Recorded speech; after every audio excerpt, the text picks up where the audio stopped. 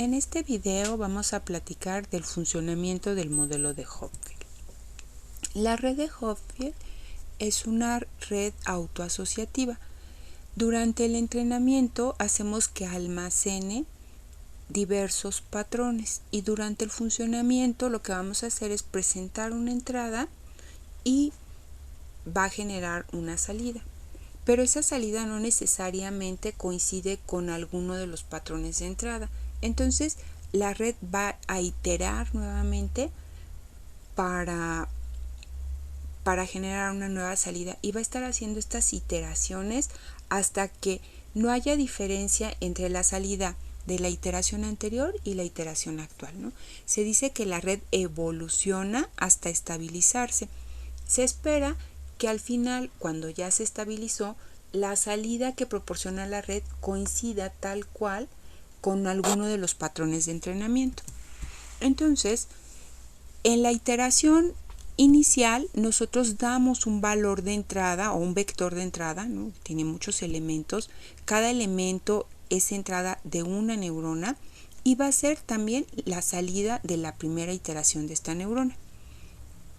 Entonces, inicialmente en la iteración 1, cada neurona solo tiene una entrada y genera una salida.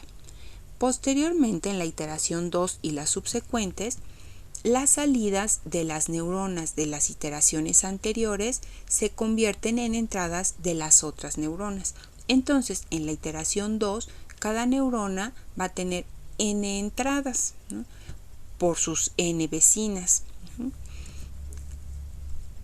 Entonces, cada neurona lo que va a hacer es tomar las entradas, que son las salidas de las vecinas, multiplicadas por los pesos que habíamos comentado, que son simétricos, calcula la suma ponderada como lo haría un perceptrón o como lo haría un Adaline y aplica una función de activación, más o menos igual que en el perceptrón, para generar una nueva salida. Esta salida puede ser que coincida con la salida anterior o que sea diferente, ¿no? Si tenemos, por ejemplo, una función de escalón, pudiera haber sido que en la primera iteración dio una salida 0 y en la segunda iteración dio una salida 1, por ejemplo. Entonces, la red aún no se ha estabilizado. Hubo un cambio de salida de la iteración anterior a la iteración actual. Entonces, tendría que hacer una nueva iteración.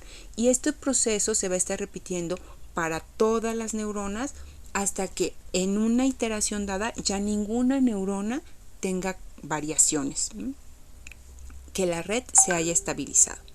Entonces, por ejemplo, si nosotros entrenamos a nuestra red para que reconozca, por ejemplo, estos dos patrones, la letra A y la letra C, que en este ejemplo están guardados en imágenes de 60 por 60 píxeles, entonces cada píxel lo tendríamos que procesar en una neurona. Esto es, nuestra red neuronal debería de tener tantas neuronas como píxeles tenga nuestra imagen. De modo que, por ejemplo, la primera neurona reconocería el primer píxel, por ejemplo, el de esta esquina. Mientras que la neurona número 60 reconocería el último píxel del primer renglón de la imagen. Y así sucesivamente, ¿no? La 61, el primer píxel del segundo renglón y así. Bueno, entonces nosotros vemos que la primera neurona, por ejemplo, que reconoce el primer píxel, debería de reconocer un píxel blanco, porque tanto en el patrón de la letra A es blanco como en el patrón de la letra C es blanco. O lo mismo ocurriría, por ejemplo, con la neurona número 60, que reconoce el último píxel del primer renglón, que en ambos casos es blanco.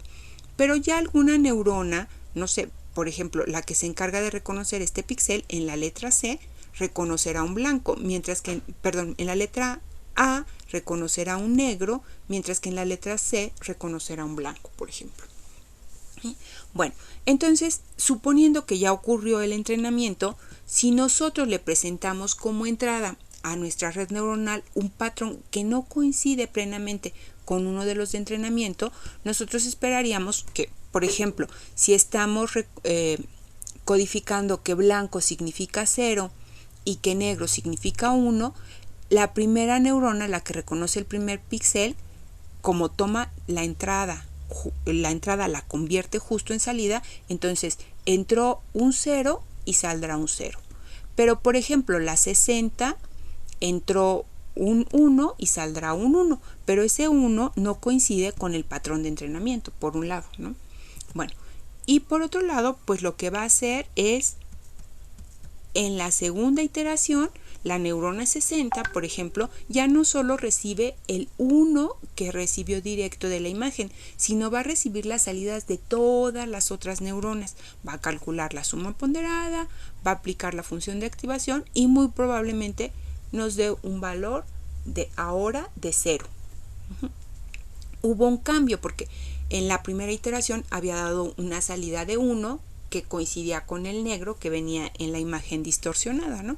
Entonces va a volver a hacer una nueva iteración con todas las neuronas y así hasta que se estabilice la red. Al final, bueno, o sea, estamos procesando la información una y otra vez. No ocurren muchas iteraciones, en mi experiencia, unas 3 iteraciones es lo máximo que he llegado a ver, para que al final tuviéramos esta salida. Claro que no la vamos a tener como un archivo, ¿no? Sino como un vector de bits.